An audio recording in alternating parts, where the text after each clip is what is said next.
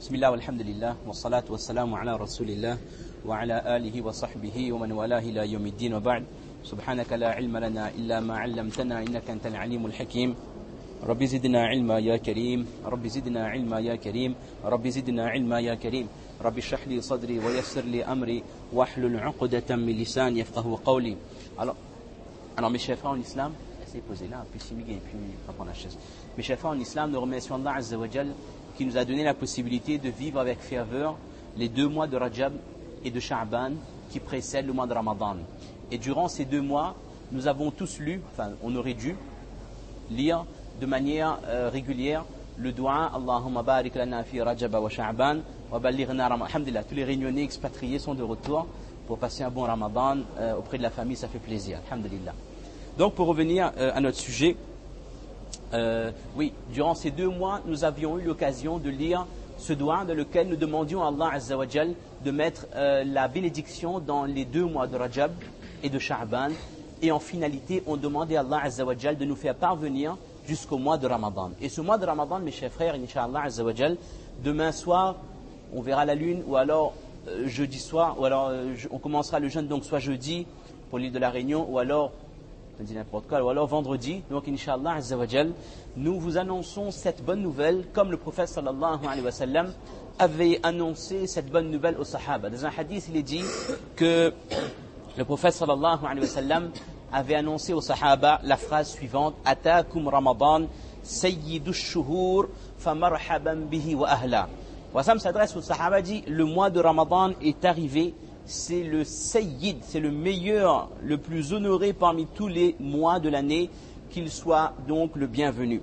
Alors les savants ils disent que le prophète alayhi salatu wassalam, il fait le rappel, il rappelle aux sahaba l'importance de ce mois, tout en sachant que les sahaba étaient les musulmans qui avaient le plus de science de la religion. Ils savaient pertinemment qu'après Rajab, Sha'ban vient le mois de Ramadan. Ils savaient pertinemment également qu'il suffit de voir la lune pour savoir que le Ramadan va commencer. Il y avait donc, on peut penser que les sahaba ils connaissent les vertus du mois de Ramadan. Y a-t-il encore nécessité de rappeler aux sahaba que le Ramadan arrive, il y a telle ou telle vertu? Mais les savants de l'islam disent que c'est une préparation psychologique pour que les personnes prennent réellement conscience qu'il y a là un événement exceptionnel qui arrive. Il y a de ce message également le targhib, une incitation à accomplir des bonnes actions. Car lorsque le prophète alayhi salatu wassalam annonce la venue du mois de Ramadan, notre prophète alayhi salatu wassalam dit aux sahaba que c'est un mois béni, shahrun mubarak. C'est-à-dire c'est un mois qui est rempli de baraka, rempli de bénédictions. Et juste après, le prophète rajoute: Kataballahu alaykum siyamahu. Allah vous y a prescrit le jeûne. Un rappel pour que les gens prennent conscience de l'importance, bien sûr, de jeûner dans ce mois de Ramadan. Et là, notre prophète va citer quelles sont les choses qui sont spécifiques à ce mois de Ramadan. Tuftahu fihi abwabul jinan, que les portes du paradis sont ouvertes. Wa tughlaqu fihi abwabul jahim, que les portes de l'enfer sont fermées. Wa tughallu fihi shayatin, que les satans, les diables, les shayatin sont donc enchaînés par l'ordre d'Allah Azza wa Jal, et que dans ce mois, il y a une nuit qui vaut mieux que 1000 mois. Et notre prophète, alayhi salatu wassalam, il conclut ce hadith à la fin en disant: Allah Azza wa Jal, durant ce mois, vous couvre de ses rahmas, vous couvre de ses bénédictions, wa yaghfiru fihi al-khataya, et durant ce mois, Allah Azza wa Jal pardonne vos péchés, wa yastajibu fihi ad-du'a, et durant ce mois, Allah Azza wa Jal accepte vos invocations, Allah Azza wa Jal accepte vos du'as. Prise de conscience et en même temps incitation, targhib, donner l'envie, motiver les gens pour qu'ils prennent conscience que ce mois n'est pas un mois ordinaire et qu'ils prennent conscience de l'importance de ces jours pour cumuler, pour accomplir un maximum de bonnes actions durant ce mois. Les savants disent également qu'à travers ce message, et là on peut faire une relation avec d'autres hadiths, lorsque le prophète alayhi salatu wassalam, il met en garde cette fois-ci contre la personne qui va laisser ce mois passer avec rafla, avec insouciance. Et là il y a le tarhib, il y a la mise en garde. فَإِنَّ الشَّقِيَّ كُلَّ الشَّقِيِّ مَنْ حُرِمَ فِيهِ رَحْمَةُ اللَّهِ. Le plus malheureux, c'est ce musulman qui se verra privé de la bénédiction d'Allah dans ce mois de Ramadan. Et qui sera privé de la bénédiction d'Allah? Alors que par opposition, on vient de dire qu'Allah nous couvre de ses bienfaits. Maintenant, comment est-ce possible qu'Allah couvre des gens de ses bienfaits et qu'en même temps on trouvera des individus qui vont être privés de la bénédiction d'Allah? Mais c'est tout simplement la personne qui laisse ce mois passer, qui ne prend pas de précautions, qui ne se fixe pas d'objectifs, qui n'essaie pas de se rapprocher d'Allah Azza wa Jal. Donc il y a d'une part le targhib, l'incitation, l'invitation vers prise de conscience générale, l'invitation vers l'accomplissement de bonnes actions de manière concentrée durant ce mois. Il y a en même temps une mise en garde. Attention, que ce mois ne passe pas inaperçu, que ce mois ne passe pas comme un mois ordinaire de l'année. Et mes chers frères en islam, le simple fait de vivre un Ramadan, c'est déjà un bienfait. Avant même de dire qu'on va faire telle chose, qu'on va se dépasser mutuellement dans l'accomplissement des bonnes actions, le fait de vivre le Ramadan, c'est déjà une faveur de la part d'Allah Azza wa Jal. Il y a un hadith rapporté par Imam Ahmad bin Hanbal dans le Musnad, dans lequel le prophète alayhi salatu wassalam raconte l'histoire passée de 3 jeunes. Et c'était 3 personnes qui se dépassaient mutuellement, qui essayaient de se rapprocher d'Allah Azza wa Jal par le biais de bonnes œuvres. C'était des jeunes pieux. Alors le prophète alayhi salatu wassalam raconte que 2 parmi eux étaient décédés dans le chemin d'Allah. Ils sont décédés shahids dans le chemin d'Allah. Et tandis que le 3e est décédé quelque temps après. Combien de temps après, wallahu a'lam, mais quelque temps après. Et on vit en rêve que celui qui est décédé après, de mort naturelle, avait un grade supérieur à ses 2 compagnons qui pourtant étaient morts dans le chemin d'Allah. Alors on peut se poser la question, nous savons tous quelles sont les récompenses pour celui qui, dans le sentier de Dieu, son âme quitte son corps. Et là, quelqu'un, le 3e, il va mourir de mort naturelle. Mais malgré ça, son rang est élevé et supérieur aux 2 shahids, aux 2 martyrs. Alors le prophète alayhi salatu wassalam donne l'explication. Le prophète dit: Alaysa salla ba'daha kadha wa kadha salah wa adraka ramadan fa samahu. Le prophète dit que cette personne qui a vécu quelque temps en plus, n'a-t-il pas prié tant de salat en plus? Et là, ce qui nous intéresse, et cette personne, n'a-t-il pas eu un Ramadan en plus? Et il a jeûné durant tout ce mois de Ramadan. Par rapport à ça, par rapport au fait que cette 3e personne a fait plus de prières et que cette 3e personne a jeûné un mois de plus que ses 2 compagnons, son grade a été élevé. Et notre prophète alayhi salatu wassalam jure par Allah: Fawalladhi nafsi biyadihi inna baynahuma la ab'adu mimma bayna as-sama'i wal ard. Je jure par Allah que la distance qu'il y a entre ces personnes, c'est-à-dire ceux qui sont morts avant et celui qui a eu ce Ramadan en plus et d'autres actions, la distance qui les sépare en termes de grade auprès d'Allah, c'est la distance qu'il y a entre le ciel et la terre. C'est pour qu'on comprenne, mes chers frères, que vivre un Ramadan, c'est pas quelque chose d'anodin, ça. Quand on demande: oh Allah, ballighna, ben oui, de toute façon, si l'écrit pour arriver nous va arriver. Oh Allah, fais-nous atteindre le Ramadan. On peut se dire que Malik al-Maut sait bien quand est-ce qu'il va reprendre notre âme. Pourquoi demander à Allah de nous faire parvenir? S'il paie que de notre destin, il ne parviendra pas. Mais ça, c'est pour qu'on comprenne, mes chers frères, que le vivre, juste vivre ce Ramadan, c'est déjà un ni'mat, c'est déjà un bienfait de la part d'Allah subhanahu wa ta'ala. Et le Ramadan, mes chers frères, c'est un héritage de l'humanité. Il mériterait d'être inscrit au patrimoine de l'humanité, comme il faudrait parler à l'UNESCO, de même que nos cirques. Il y a plus de cirques que de cirques dans l'autre sens, ici à La Réunion, de même que nos sentiers, de même que je ne sais pas quoi. Je ne sais pas qu'est-ce qu'ils ont trouvé de bien, mais il paraît qu'il y a des choses pas mal. Alors, c'est inscrit au patrimoine de l'UNESCO. Ben, le Ramadan, le jeûne, est un héritage de l'humanité.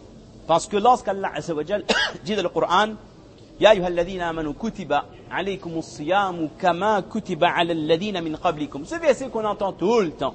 Lorsqu'on voit la lune, l'imam il lit ça, le Maghreb ou Isha, et tout, on dit on est content, le Ramadan est commencé. Est-ce qu'on a vraiment réfléchi sur la profondeur du sens de ce verset? Dans ce verset du Coran, Allah Azza wa Jal s'adresse aux musulmans. Il y a un hadith, je ne sais pas si c'est un hadith ou la citation des Mufassir, je n'ai pas en tête. Il dit que lorsqu'Allah Azza wa Jal dit Ya ayyuhalladhina amanu, c'est un khitab, c'est un message adressé aux musulmans. Donc, écoutez avec attention. S'il y a un ordre, empressez-vous de le mettre en pratique. S'il y a un interdit, empressez-vous de délaisser l'interdit. Mes chers frères, combien de Ya ayyuhalladhina amanu nous entendons dans la salat? Et combien de Ya ayyuhalladhina amanu nous mémorisons? Mais est-ce que moi, musulman, je me suis déjà posé la question, après le Ya ayyuhalladhina amanu, ce qui vient après, c'est quoi? Qu'est-ce qu'Allah il veut? Qu'est-ce qu'Allah attend de moi? Ça montre bien la frontière qu'il y a entre ma pratique de la religion, moi musulman réunionnais, et ce qu'Allah attend réellement de nous. Notre relation avec le Coran, malheureusement, mes chers frères, reste superficielle. Et ça, on l'a déjà dit beaucoup de fois, on le répétera. Ce n'est pas une critique directe, c'est une incitation à rechercher la connaissance. Même si on est hafiz du Coran, même si on a une maîtrise parfaite de la lecture, du tajwid, de toutes les manières de lire le Coran, mes chers frères, si on ne va pas rechercher le contenu du Coran, ben on est encore loin de l'objectif. Que l'on prie, que l'on jeûne, qu'on accomplisse les bonnes actions, mais en termes de relation entre moi et Allah, en termes de fermeté dans la foi, en termes d'application dans les actions, dans tous ces domaines, les Sahaba nous ont largement dépassés. On ne compare même pas. Qu'est-ce qui fait que les Sahaba faisaient pas plus que 5 salat faraz par jour comme nous? Il n'y avait pas 7 ou 8. Ils jeûnaient 30 jours comme nous. C'était un pèlerinage dans l'année comme nous. Une zakat par an comme nous. Mais ces actions les propulsaient. Alors que nous, on fait, pendant 30 minutes, on aura un petit sentiment de bien-être. On va sentir un peu la foi, mais après ça tombe net. Et après on retourne dans la routine. Cela ne nous fait pas avancer. Cela ne nous empêche pas de reculer. Cela ne nous empêche pas d'accomplir les mêmes péchés depuis 10 ans, depuis 15 ans, depuis 20 ans. Et là, je parle pour moi-même employé qu'Allah nous pardonne tous. Ça veut dire, mes chers frères, le souci, c'est quoi? Notre relation avec le Coran est superficielle. Cela se limite à la lecture et à la perfection de la lecture. Mais quand est-ce que le musulman va se dire un jour que je vais essayer de comprendre qu'est-ce qu'Allah me dit dans le Coran? Et ça, on ne va pas le trouver sur Facebook. Ça, on ne va pas le trouver sur MSN. Ça, on ne va pas le trouver sur Internet d'une manière générale. C'est auprès des savants, bien sûr. C'est en lisant les livres qui sont traduits en français. De nos jours, il y a Tafsir Ibn Kathir, qui est un des meilleurs tafsirs qui existent et qui est traduit en français. Combien de musulmans peut se vanter, on ne se vante pas, mais combien de musulmans peut être fier d'avoir Tafsir Ibn Kathir en français à la maison? C'est-à-dire qu'à partir du moment où je vais m'intéresser à ma religion, je vais lire le Coran et essayer de le comprendre, là, ce sera un pas de géant qu'on fera pour notre religion. Et ça, c'est extrêmement important. Et malheureusement, nous zappons ça, mais d'une manière, mais c'est atroce. Mais ça, c'est inimaginable. Il y a des gens, Wallahu musta'an, il y a des gens qui lisent peut-être mieux le Coran que les Sahaba à l'époque. À notre époque, il y a des gens certainement qui maîtrisent, et je suis conscient de ce que je suis en train de dire, il y a des gens qui maîtrisent les 7, les 8, les 9, les 10 lectures, selon les différentes versions, peut-être qu'ils lisent mieux que les compagnons, ceux qui se sont convertis, qui n'étaient pas arabes, d'accord? Mais la relation que je dois avoir avec le Coran, ce n'est pas que la lecture, le Coran n'a pas été révélé pour être lu uniquement, pour être lu, pour méditer sur le sens, et cela débouchera à la pratique. Et l'objectif final, c'est que le Coran soit vivant dans ma vie de tous les jours. Ça, c'est l'objectif. Kana khuluqu wal Coran, le Prophète, sa vie entière, son comportement, c'était le Coran. C'est une petite parenthèse. Je ne sais pas pourquoi on est parti aussi loin. Donc, dans ce verset, Allah Azza wa Jal nous rappelle que le jeûne nous a été prescrit comme il avait été prescrit aux autres communes. Dans le hadith, le prophète alayhi salatu wassalam nous rappelle également Siyam Ramadan katabahu Allahu ala al-umami qablakum. Le jeûne du Ramadan avait déjà été prescrit à toutes les ummas, aux autres communautés qui étaient venues avant vous. Donc c'est quelque chose d'exceptionnel. Et les savants, qu'est-ce qu'ils nous disent? Ça nous fait comprendre que si Allah a décidé que ce jeûne, ce ibadah, cet acte d'adoration soit prescrit pour toutes les générations, toutes les populations, toutes les ummas qui sont venues avant nous, ça veut dire que pour la race humaine, il y a un bien dans ce ibadat, dans ce genre d'acte d'adoration. De nos jours, on va trouver des faïdas. On va trouver les médecins qui disent que, même les médecines du sport, il y a quelque temps, je vu sur Internet, ils conseillaient maintenant le jeûne pour les grands sportifs. Je ne sais pas combien de temps avant un match, jeûner, cela est excellent. Bref, on n'avait pas besoin d'attendre ce genre d'études, d'attendre ce genre de découvertes. Nous savons que le jeûne est profitable sur le plan physique, ça c'est clair, mais également, et ça c'est un degré que les gens mondains ne comprennent pas, surtout pour la relation spirituelle, la relation que nous avons avec Allah subhanahu wa ta'ala. Alors certains savants, ils dégagent certaines hikmat certaine sagesse qu'il y a dans le jeûne, mais bon, on va pas, parce qu'on aimerait passer à l'essentiel. Entre autres, c'est le moment pour que la personne qui est aisée, la personne qui est riche, va enfin comprendre c'est quoi avoir faim. Que tant que j'ai le ventre plein, tant que je jouis de tous les biens, tant que je peux avoir ce que je veux quand je veux, je ne vais jamais comprendre celui qui est dans une grande surface, par exemple, qui regarde quelque chose, étalage, quelque chose à manger, mais qui ne peut pas se le permettre. Mais quand j'ai faim, je comprends c'est quoi vouloir quelque chose, mais ne pas l'avoir. Bon, c'est un peu philosophique quand même, mais ça fait partie de ces sagesses. Que le riche finisse par comprendre le pauvre. Il y avait dans une source, on avait demandé à Youssouf alayhi salam, lima tajou'u wa anta ala khaza'in. Oh Youssouf alayhi salam. Demandez, oh Youssouf, alors qu'il était déjà ministre, qu'il gérait les récoltes. D'accord? Il dit, pourquoi tu restes affamé alors que c'est toi le ministre? On pourrait appeler ça ministre de l'agriculture, si on veut, ou ministre des finances. D'accord? Youssouf a répondu, qala akhafu an ashba' fa ansa al-ja'i'. Je crains que si mon ventre reste toujours plein, j'oublie celui qui a faim. Donc c'est l'occasion pour les personnes qui ont les moyens de se rendre compte que ceux qui n'en ont pas, dans quelle situation ils vivent. Également, les ulama disent que c'est l'occasion également pour qu'une personne qui est en bonne santé se rende compte comment il est difficile de ne pas se permettre de manger ce qu'on a envie. Une personne qui est malade, elle a envie de manger quelque chose, passer près d'une pâtisserie, vous voyez une éclair au chocolat, vous voyez, je ne sais pas, quelques oies de gâteau. La personne qui est diabétique ou qui a un autre problème de santé a envie de manger, mais il ne peut pas à cause de ses problèmes. Le jeûneur, là, il se rend compte quel grand ni'mat c'est le fait de pouvoir manger, le fait de pouvoir boire, de ne pas avoir de problème de santé, de pouvoir s'alimenter comme on veut, sans restriction. Également, le jeûne, cela est un message fort de l'égalité qu'il y a dans la religion. Auprès d'Allah, dans la salat, nous sommes sur le même rang. Pour le hajj, tout le monde est en ihram. Pour le ramadan, tout le monde a faim. Le riche a faim, le pauvre a faim.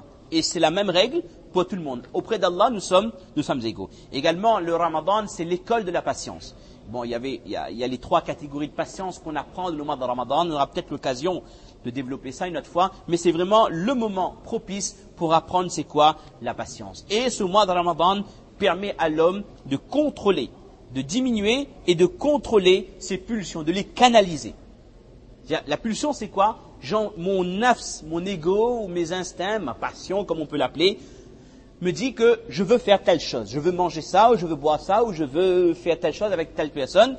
Mais la foi, elle se situe où? À partir du moment où je vais prendre le contrôle sur un peu, on pourrait dire ça, mais j'aime pas cette expression, l'instinct bestial qu'il y a dans le cœur, qu'il y a dans la nature humaine. La foi me permettra de canaliser les pulsions, de les contrôler et de les diriger de la sorte que mes pulsions, toute l'année, soient canalisées en fonction de l'ordre et des interdits d'Allah subhanahu wa ta'ala. Et puis les vertus médicales, ça, il n'y a qu'à lire les magazines. Dans un magazine paru il y a une semaine encore, je ne sais pas si c'était Visu ou Télé7 ou je ne sais pas quoi, il parlait des vertus médicales du jeûne.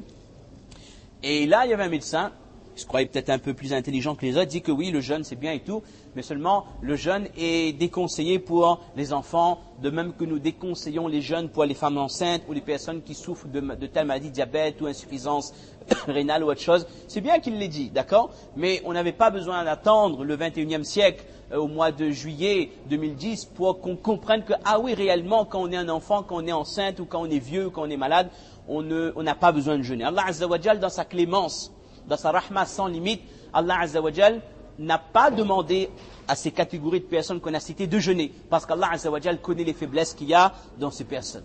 Ça c'est là l'humanisme, ça c'est la rahma qu'il y a dans les ibadat. Puis il y avait un généraliste qui avait dit une fois, dans un reportage, il a dit le fait de jeûner est bon pour la santé, mais la seule chose qui gêne chez le jeûne des musulmans, c'est le fait de ne pas boire. Il dit que unanimement, c'est néfaste pour la santé que de ne pas boire pendant 8 heures ou 9 heures.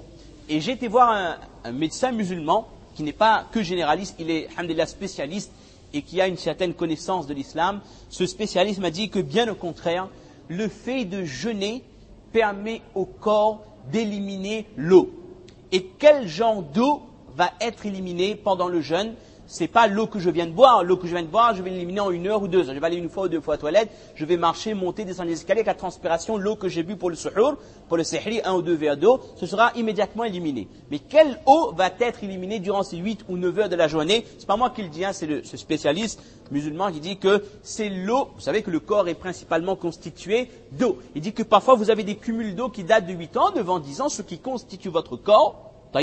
Et cette eau va être éliminée pour être remplacée par l'eau que vous allez boire au moment des iftar. C'est-à-dire, c'est comme si les cellules vont se régénérer par le biais du jeûne de Ramadan. Donc, quantité de faïda, quantité de profit, nous avons en jeûnant le mois de Ramadan. Mais ce qui nous intéresse réellement, c'est pas les recherches, c'est pas les sagesses qu'on a pu déduire du jeûne. C'est réellement l'objectif que nous devons atteindre par le biais du jeûne, et les actions que nous devons faire pour atteindre cet objectif. Parce que mes chers frères, on vient de le dire, c'est pas toute l'année où Allah Azza wa Jalla nous annonce que les portes de l'enfer sont fermées.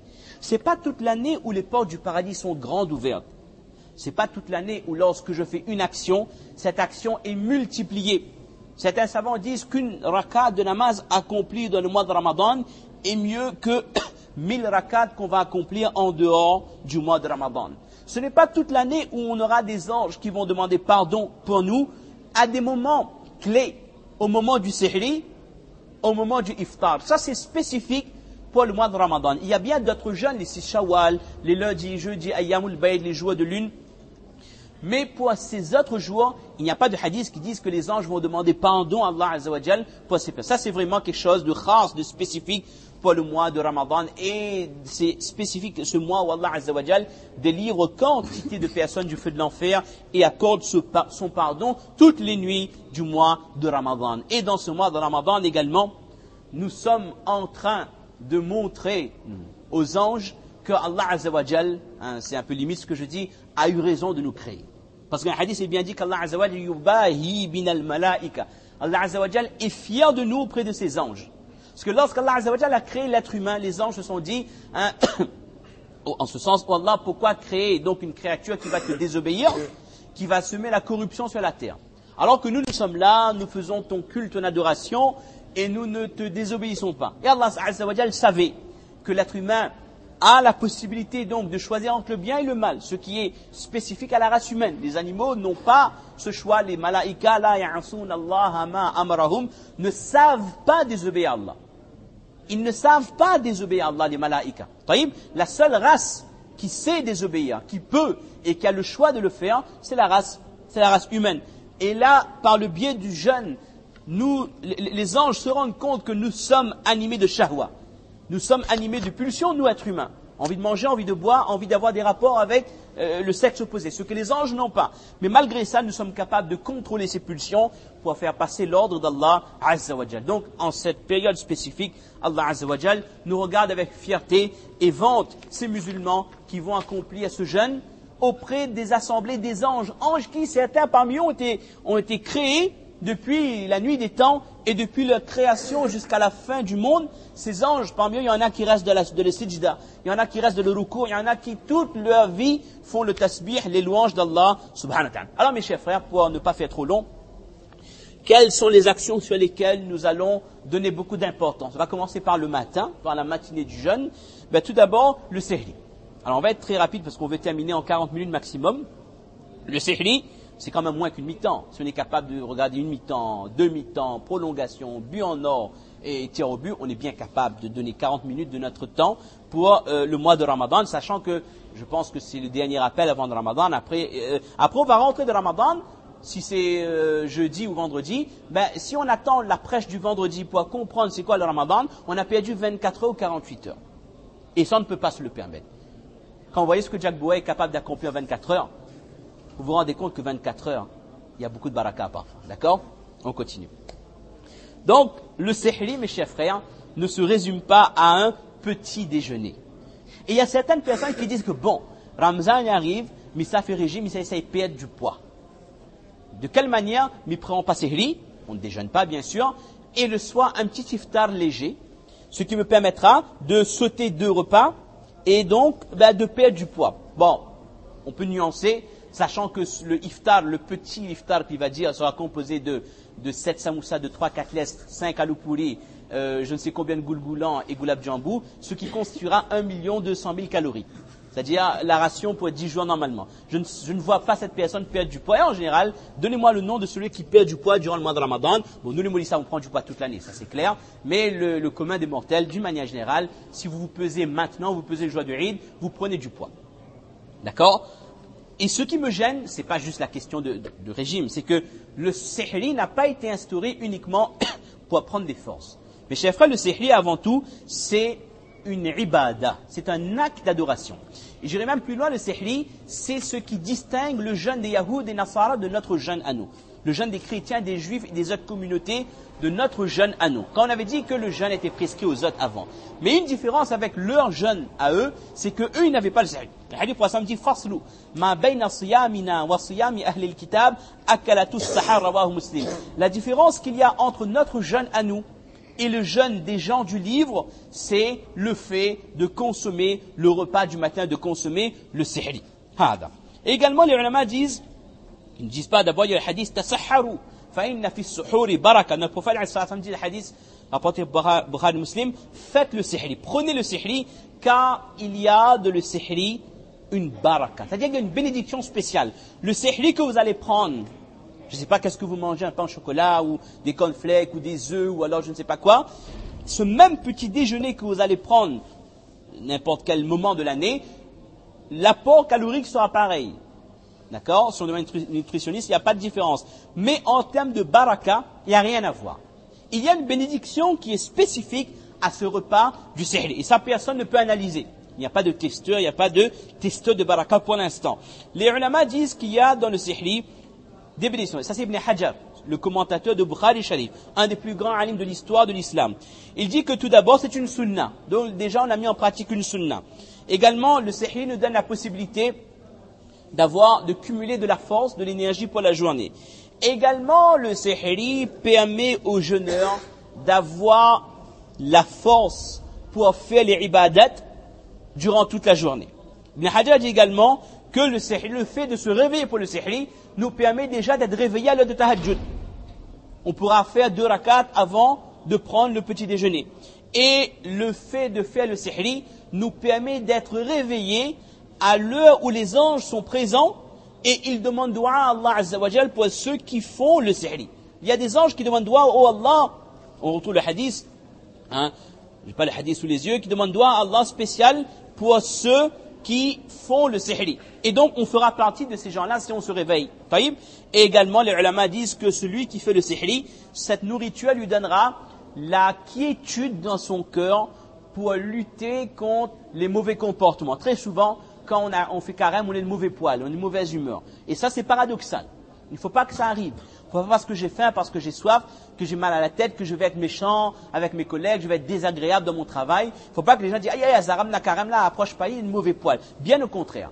Quand je suis en état de jeûne, je dois avoir un comportement encore plus appréciable que durant les 11 autres mois de l'année. Et les ulama disent que ce sihri vous donnera cet apaisement du cœur pour vous permettre, d'avoir cette quiétude, d'avoir le bon comportement durant la journée. Alors, qu'est-ce qu'il faut manger pour le sihri? Il y a des gens qui disent que je ne peux pas manger, j'ai mal au cœur, j'ai envie de vomir, si je vois quelqu'un manger, je vomis. Si on ne peut pas manger, il y a les anciens qui mangent de riz, kalikichi, tout ce genre de torture. C'est pire que les saou 1, 2, 3, 4, 5, tout mélangé. Voir quelqu'un manger un kalikichi devant un sihri, c'est horrible ça. D'accord? Alors, il n'est pas nécessaire de manger beaucoup de choses. Le prophète dit tasahharu, surtout le hadith en général, c'est quand on cherche qu'on ne trouve pas. Subhanallah. Dans un hadith, le prophète incite le musulman à manger pour le sihri, même si c'est une date. Ne serait-ce une date, c'est déjà le sihri. Le fait de faire le geste de manger quelque chose pour le sihri, on a mis en pratique cette sunna et les vertus du sihri, Inch'Allah, seront présentes dans notre corps, Inch'Allah, durant toute la journée. Ça, c'est le sihri. Deuxième point, on ne terminera pas le programme, mais c'est pas grave. Le iftar. Le iftar, mes chers frères, n'est pas un dîner. Le iftar n'est pas un apéro Facebook. Ça c'est clair. C'est pas qu'il y a plein de gens, apéro Facebook, Masjid Sanni, venez faire le sihri, le iftar, samoussa, katles et de l'eau zamzam ou autre chose. Non. Ce n'est pas un moment. C'est vrai que dans l'habitude, et là on parle pour la Réunion, On a l'habitude, tout le monde ensemble, on s'assoit entre amis, parfois on peut dire même entre clans et tout, et donc on mange, on festoie et tout, d'accord? Mais il faut pas juste voir le sihri, le iftar, il ne faut pas juste voir le iftar comme un moment où on va bien manger, on va parler entre amis et tout. Même s'il y a quelque chose d'agréable dedans, il ne faut pas oublier que c'est comme la fin du mois ou la fin de la journée où on va percevoir notre salaire. Au moment de rompre le jeûne, nous avons des anges qui sont présents et qui disent Amin et qui demandent doua pour ceux qui vont rompre le jeûne. Donc, extrêmement important, mes chers frères, de donner du temps pour les douas. 10, 15, 20, 25, autant de minutes qu'on peut consacrer au doua, sachant qu'au moment de rompre le jeûne, Inch'Allah Azza wa Jal, il y aura au moins un doua qui va être exaucé. Et comme on le rappelait encore hier, il n'y a pas une personne sur cette terre qui va dire que moi je n'ai aucun problème. Il y en a qui sont à la recherche d'un travail. Il y en a qui ont des difficultés dans leurs études. Il y en a qui veulent se marier. Il y en a qui veulent avoir des enfants. Il y en a qui ont tel problème. Mes chers frères, plutôt que de faire le tour des psychologues, le tour des psychiatres, le tour des psychopathes, etc., de tout ça, autant s'orienter vers la Qibla, lever les deux mains et demander « Oh Allah, j'ai tel problème. Et oh Allah, vous êtes le seul qui peut m'apporter une solution à ce problème. Oh Allah Azza wa Jal, ouvrez le chemin, donnez-moi la santé, etc., etc. » C'est le moment idéal et ne pas passer les dernières minutes du iftar pour discuter de choses futiles. Et là, c'est un message également, parce que comme on ne va pas terminer le programme, on va essayer de mélanger un peu tout. Et également, parmi les choses qu'on ne doit pas faire, c'est perdre du temps. Et malheureusement, on vient de parler du sihri, du iftar, et quand on regarde bien, nous, pour le sihri, on est là, on fait le sihri, on fait doua, on fait tahajjud, iftar, on est à la masjid. Mais très souvent, maman, ou la sœur, ou la grande fille, ou Kala, ou Dada, Dadi, ou Nani, etc. Où est-ce qu'elles sont au moment du iftar, du sihri? Devant le fourneau. Au moment du sihri, ils sont en train de préparer, de faire les œufs, de faire le kari kichli pour les anciens, pour les durs à cuire, etc., etc. Et au moment du iftar, ils sont devant les fourneaux en train de faire les fritures, etc., etc. C'est malheureux, mes chers frères. Moi, je trouve que c'est profondément injuste que moi, Marie, je suis sur mon moussala en train de faire doua, et que ma femme et que mon épouse est devant les fourneaux, elle n'a pas la possibilité. Même si faire le khidmat, c'est bien et tout, je ne dis pas le contraire. Mais c'est un moment clé du Ramadan. Sihri, iftar. On ne doit pas laisser nos mères et nos sœurs passer l'essentiel de ces moments clés à être devant les fourneaux, parce que l'objectif, c'est pas manger et rompre le jeûne, c'est quand même que le doigt soit accepté et que, d'une manière générale, le jeûne soit accepté. Donc, on essaie de rétablir un juste équilibre dans les mentalités et qu'on fasse comprendre à nos mères et à nos sœurs que, ben voilà, c'est des moments importants. À ce moment-là, 10 minutes ou 15 minutes avant le adhan, il faut être sur le musalla en train de demander doigt à Allah subhanahu wa ta'ala. Autre point important, 32 minutes, encore 8 minutes, Inch'Allah, une mi-temps de rugby alors. Salat al-tarawih. La prière du soir. D'une manière générale, à la Réunion, alhamdulillah, les gens font la salat al-tarawih. Ça, il n'y a pas de souci, alhamdulillah. Il faut savoir que dans un hadith rapporté par Bukhari et Muslim, le prophète dit, Man qama Ramadan imanan. Non, c'est pas ce hadith, on va être plus concis. Il y avait une autre version dans laquelle il est mentionné que celui qui fait la prière derrière l'imam, hatta yansarif kutiba lahu qiyamul layl. Celui qui fait la prière avec le imam jusqu'à la fin, jusqu'à ce que le imam quitte le musalla. Si le imam fait 8, si on est Shafi'i ou Maliki ou Hanbali, si le imam fait 8 rakats, ben on reste jusqu'à la fin. Si on est en France ou on est en je ne sais pas dans quel pays. Si on est Hanafi, on fait 20 rakats, on reste jusqu'à la fin. Et là, celui qui reste avec le imam jusqu'à la fin de la prière, Allah Azza wa Jal donne comme récompense à cette personne, kutiba lahu qiyamul layl, la récompense de la nuit tout entière passée dans le tahajjud. Uniquement le fait de rester. C'est pour ça que quand on fait tarawih, nous ne devons pas le ressentir comme un fardeau, comme quelque chose de difficile, mais on doit le faire avec cœur, avec tama', avec l'intention qu'Inch'Allah, Allah Azza wa Jalla va me donner cette récompense et être persuadé à la fin du tarawih, être heureux qu'Allah subhanahu wa ta'ala m'a donné telle et telle récompense promis. On terminera avec les deux derniers points. La lecture du Coran. Ça, du manière générale, regardez déjà, mais il n'y en a plus. Il y en a plein de hafez qui étaient en train de réviser. Et ça aussi, notre préparation de Ramadan, en général, c'est quoi? C'est préparation de gâteau. Et ceux qui sont hafiz, préparation de tarawih. Bon, ceux qui révisent le Coran, c'est bien quand même. Mais bon, ça ne se limite pas à ça, à la préparation du Ramadan. Comme on avait déjà dit dans notre programme, on doit se fixer des objectifs. Cette année, je vais me dépasser dans tel point. Cette année, je vais reculer dans tel péché. Cette année, je vais éradiquer tel trait de caractère ou tel péché que j'ai en moi. Ça, c'est le musulman intelligent. Alors, Imam Al-Shafi'i, rahimahullah, et Imam Abu Hanifa, ils faisaient 60 khatam al-Qur'an dans le mois de Ramadan. Ce qui nous ramène à 2 khatam al-Qur'an par jour. Ça, c'était la bénédiction qu'il y avait dans les journées et dans les nuits de ces grands savants de l'islam. Qatada, rahimahullah, il faisait un khatam al-Qur'an tous les 3 jours. Et ce n'est pas impossible. Ce n'est pas impossible de lire 10 sipara par jour.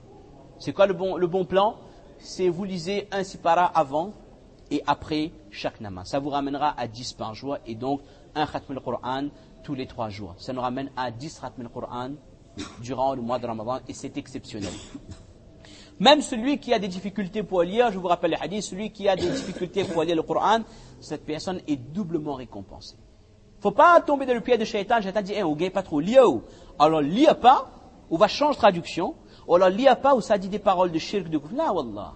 Vous pensez qu'Allah est injuste, que s'il voit son serviteur qui ne sait pas lire, et qui a dit quelque chose qui n'est pas correct, Allah va le punir? A'udhu billah. Allah, il connaît notre niya, mes chers frères.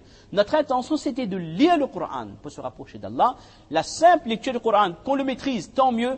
Qu'on ne le maîtrise pas, on aura le double de récompenses, la lecture plus les difficultés qu'on a eues à lire le Coran. Et ce Coran sera un intercesseur pour nous dans notre tombe. Et lorsqu'on dit que le Coran intercède pour son compagnon, le compagnon du Coran, c'est qui? Ben, c'est pas celui qui lit un mois sur 12 dans l'année. Le compagnon du Coran, c'est qui? C'est celui qui lit le Coran durant toute l'année. Ça, c'est clair. Et on terminera avec la sadaqa. Donner beaucoup de sadaqa. Si on a les moyens, on donne. Si on n'a pas les moyens, on donne quand même. On donne en fonction de ce qu'on a. On n'est pas obligé de donner 1000 euros de sadaqa. Si on a, alhamdulillah. Taïb, si on n'a pas, on donne 1 euro. On donne ce qu'on peut. Mais le simple fait de montrer à Allah que je donne dans ton chemin, ça c'est un signe de rapprochement. Et Allah, vous savez que lorsqu'un être humain se rapproche d'un pas vers Allah, Allah se rapproche deux pas vers lui. Le hadith est connu.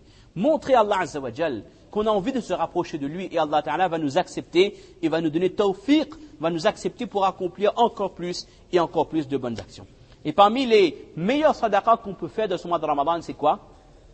Donner à manger à un jeûneur. Si mon frère Mustafa rompt le jeûne avec moi et que par chance, on ne dit pas ça par chance, par taqdir, il va rompre le jeûne avec la date, le tamr, les dates que j'ai amenées, mais Allah me récompense pour mon jeûne, Inch'Allah, et Allah me donne l'équivalent de la récompense que Mustafa va avoir durant cette journée de Ramadan, sans qu'il ne perde quoi que ce soit. C'est magnifique, mes chers frères. À donner à manger aux pauvres, ça vous permet d'avoir l'équivalent de leur récompense. Un geste simple. On peut cumuler quantité de bonnes actions, de thawab durant ce mois de Ramadan. Taïb, mais j'avais passé une petite annonce, mais ça ne se fait pas. De notre côté, dans les quartiers pauvres du Moufia, parce qu'il faut le dire, c'est des quartiers pauvres. Taïb, on organise des iftars. Si quelqu'un veut contribuer, veut apporter quelque chose, Allah vous récompense. Ça, c'est des quartiers où les gens sont masakin. Taïb, si quelqu'un aide, subhanallah, récompense les gens. Hada. Également, parmi les actions des sadaqas, qui sont d'une manière générale les meilleurs, c'est les sadaqas jariya, les waqf, qu'on appelle ici les wakaf. D'accord? Donc les wakaf, c'est quoi? C'est vous donner quelque chose dans le chemin d'Allah. Par exemple, je vais acheter un lot de Coran et je dépose dans la masjid, avec l'accord des responsables bien sûr, et chaque personne qui va lire le Coran, jusqu'à ce Coran soit détruit, jusqu'à la fin du monde, je vais obtenir, Inch'Allah, l'équivalent de leur récompense. Ça c'est magnifique, ça mes chers frères. Et c'est à la portée de tout le monde. D'accord? Qu'Allah nous accepte pour faire ce genre de bonne action. Alors, qu'est-ce qu'on doit faire également? Bon, là, c'est un peu plus complexe et là, on ne va pas entrer dans les détails. Ben oui, principalement, abandonner le haram. Il ne faut pas que le Ramadan soit un mois comme les 11 autres mois de l'année, sauf que je ne mange pas, je ne bois pas. Non, c'est pas ça le Ramadan. Si je suis capable de supporter la faim, quand on a faim, qu'est-ce qui se passe? Quand on a très faim, on a mal à l'estomac. Et parfois, on se coupe de faim, on a mal. Si je suis capable de supporter ça pour Allah et je ne mange pas, ben, quand il y a une jolie fille qui passe, est-ce que j'ai mal aux yeux si je ne regarde pas? Est-ce que quelqu'un peut dire non, mais regarde, parce que s'il ne me regarde pas, mon yeux brûle? Non, c'est pas possible ça. Je ne souffre pas par le fait de m'abstenir de ce qui est haram. Mais alors que là, je souffre le fait de ne pas manger. Mais la logique, c'est quoi? Si je suis capable de supporter les douleurs de la faim pour Allah, je dois être capable de supporter le simple contrôle de mon regard, le simple contrôle de mes paroles, le simple contrôle de mes faits, de mes gestes, etc., pour Allah subhanahu wa ta'ala. Durant ce mois, je dois développer, ça c'est des trucs un peu plus techniques, plus spirituels, développer en moi le muraqabatullah, la pensée d'Allah. Le muraqabatullah qui amène vers le taqwa. C'est quoi le muraqabatullah? C'est en permanence, je pense qu'Allah est là et Allah me voit. Quand je dis Allah est sur son arsh, bien sûr, je dis qu'Allah Ta'ala me voit. Chaque fait, chaque geste, chaque parole que je vais prononcer, Allah Ta'ala me voit. Et si j'intériorise ça, cela va déboucher vers la taqwa, la crainte de Dieu. Cela va déboucher vers le ihsan, le plus haut degré de foi, où j'ai une relation permanente avec Allah. Je suis persuadé qu'Allah me voit, qu'Allah me regarde. Et si j'en suis persuadé, je ne vais pas accomplir le péché. Si quelqu'un sait qu'il y a des caméras dans toute la rue Maréchal Leclerc, pas comme en Angleterre où il y a 5000 au mètre carré, mais qu'il y a des caméras partout, ben celui qui veut voler un petit truc ou autre chose, je parle des brigands, ils ne vont pas le faire, il y a une caméra. Là, on doit être conscient qu'Allah me voit de manière... Demandez à un enfant qui a jeûné, un enfant qui ne peut pas lire. Demandez à un enfant, ben écoute, quand il y a des récréations, bois un petit peu de l'eau, alors mange un petit goûter en cachette, ferme dans une toilette, mange un petit goûter, quoi, écoute, qui sait, waouh, papa, il voit pas, maman, il voit pas, non, il sait que non, ça c'est carême, ça, Allah, il connaît. Instinctivement, c'est la réponse qui sort. Mais si instinctivement je suis conscient que je ne peux pas, par exemple si je passe Saint-Pierre après de Mancier, un maxi pain au chocolat, j'ai faim, j'ai envie de manger, d'accord? Je ne vais pas le faire.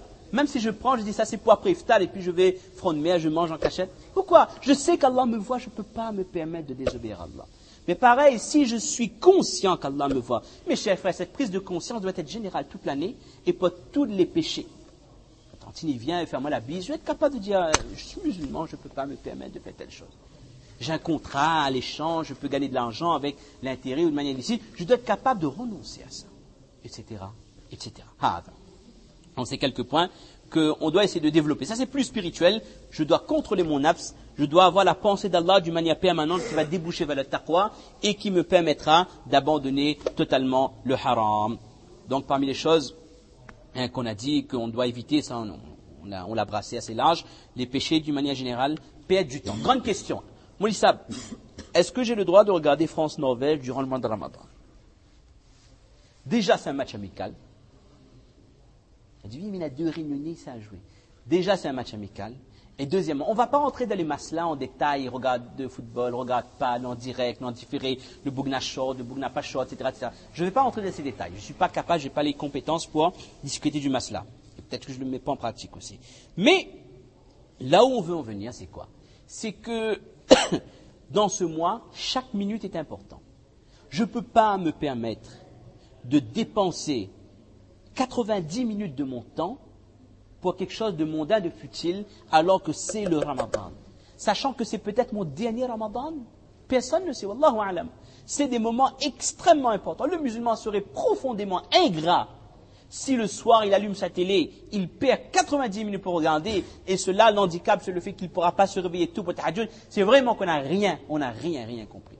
Il y a 2 ans, il y avait Coupe du Monde de rugby, il y avait France-Nouvelle-Zélande. C'était en demi-finale. Ah, j'avais envie de regarder, subhanallah. Dieu, ça crase le nafs de ne pas regarder. Il y avait un bar au-dessus de chez moi, j'entendais tous les essais, ils criaient, ils tapaient sur la table, ils disaient voilà. Mais ça, c'est un mujahada aussi. C'est-à-dire que comprenons que dans le mois de Ramadan, PSP, on arrête. MSN, on arrête. FB, Facebook, on arrête. Football, d'une manière générale, tout ce qui nous fait perdre du temps, on arrête. Je n'ai pas dit que c'est haram. On pourra reprendre tout ça après, d'accord? Mais dans le mois de Ramadan, on fait une parenthèse sur tout ça. On consacre l'essentiel du temps dans l'adoration d'Allah subhanahu wa ta'ala. Et notre objectif, avant de passer à l'objectif, la 3e chose qu'on doit éviter, c'est attention à la langue. Regardez dimanche après Zohar, regardez ce qu'il y a, l'aile droite, l'aile gauche. Venez ici, Masjid Sani, après Zohar. Vous avez au moins 30 personnes à droite, 30 personnes à gauche qui sont en train de parler, blablabla, blablabla, blablabla. Parce qu'ils ne mangent pas, donc ils parlent. Mais mes chers frères, ça c'est du temps perdu, ça. Et d'une manière générale, si on a quelque chose à dire à quelqu'un, on va lui dire. Mais d'une manière générale, quand on s'assoit pour parler, pour causer, là, dans 90%, on finit par parler sur les gens. C'est difficile. Avant, c'était l'habitude des femmes, ça. Papoter, panchat, parler de qila wa qal. Maintenant, les hommes aussi, sont atteints par cette maladie. Donc, on fait attention. Contrôler sa langue. Vaut mieux se taire vraiment que de dire n'importe quoi. Vaut mieux se taire que de dire quelque chose même de futile. Dans le mois de Ramadan, je fais en sorte de ne pas m'asseoir dans les assemblées où on parle.